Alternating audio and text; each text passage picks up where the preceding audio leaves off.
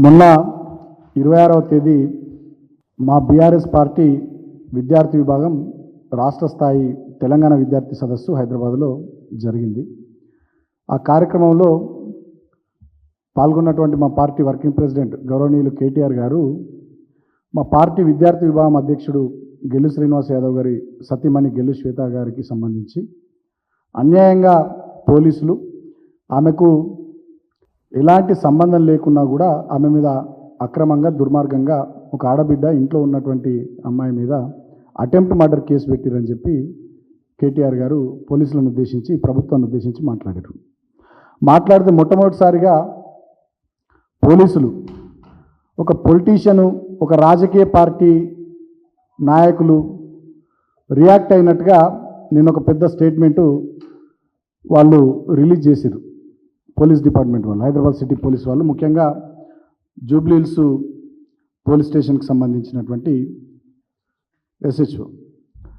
వాళ్ళు ఏం చేస్తారు, లేదు వాళ్ళు ఏమంటారంటే దీంట్లో వాళ్ళు రిలీజ్ చేసినటువంటి స్టేట్మెంట్లో లేదు మేము గెల్లు శ్వేత గారి మీద, గెల్లు శ్రీనివాస్ యాదవ్ గారి సతీమణి మీద మా అటెంప్ట్ మర్డర్ కేసు మేము పెట్టలేము అని చెప్పి వాళ్ళు అంటారు.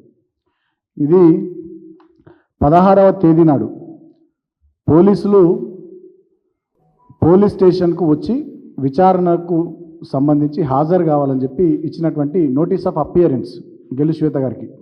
దీంట్లో చాలా క్లియర్గా వాళ్ళు ఏం చెప్పారంటే, in complaints with the orders of the honourable high court of Telangana so and so date, a notice under section 35(3) BNSS was issued to you on 14/7/2025 in connection with crime number 441/2025 registered at Jubilee Hills Police Station under sections 331 subsection 5, 331 subsection 7, 109 subsection 1 ఇంకా చాలా sections దీంట్లో ఉన్నాయి, appearance నోటీస్లో ఉన్నాయి. ఇప్పుడు వాళ్ళు నిన్న release చేసినటువంటి స్టేట్మెంట్లోనేమో clarification on allegations made by Sri K.T. Ramarao, MLA Sirisilla and BRS Working President regarding police action on FIR number 441/2025 Jubilee Hills Police Station అని చెప్పి వాళ్ళు ఒక క్లారిఫికేషన్ రిలీజ్ చేశారు. వాళ్ళు రిలీజ్ చేసినటువంటి క్లారిఫికేషన్లో కూడా చాలా క్లియర్గా 238 BNS was invoked against Srimati Shweta.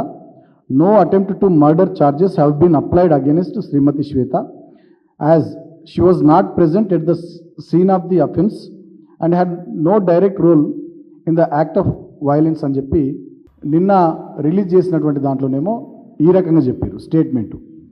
వాళ్ళు ఇచ్చినటువంటి నోటీస్ ఫర్ అపియరెన్స్ దాంట్లోనేమో చాలా క్లియర్గా ఈ సెక్షన్స్ మెన్షన్ చేస్తూ చెప్పినారు.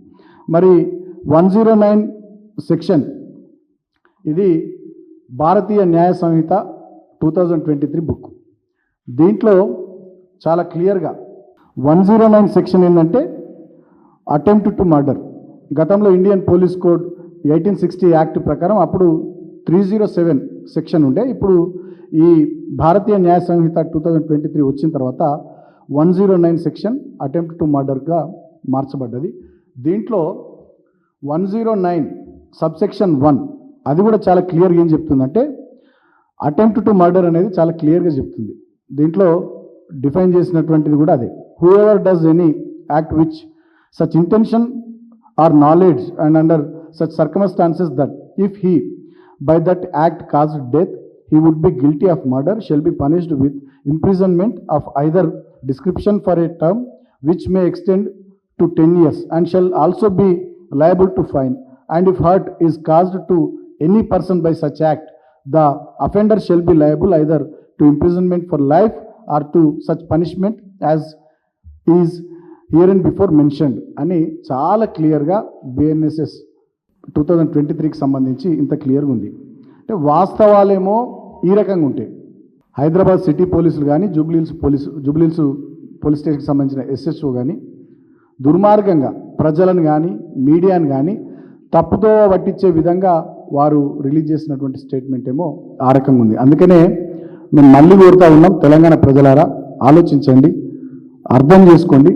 రాష్ట్రంలో జరుగుతున్నది ప్రజాపాలన కాదు, దుర్మార్గపు పాలన.